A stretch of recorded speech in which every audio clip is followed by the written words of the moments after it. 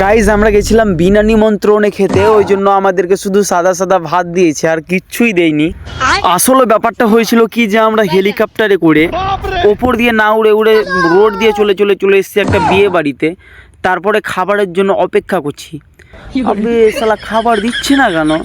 এরকম অপেক্ষা করতে করতে আমাদের হাতে আজবাইন রুল কাঠি সব ধরিয়ে দিয়েছে।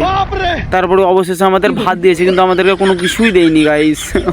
তারপরে আমরা সাদা সাদা ভাতই মেরে দিলাম ভাই, পেটের জ্বালা সহে তিন সালা।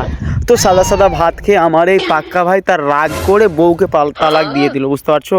তো তার বউকে তালাক দেওয়ার ভিডিওটা দেখে নাও।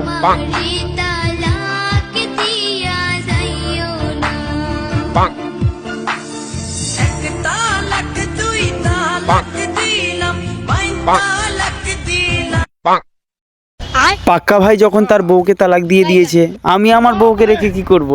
আমিও আমার বউকে তালাক দিয়ে দিলাম সাদা ভাত খেয়ে।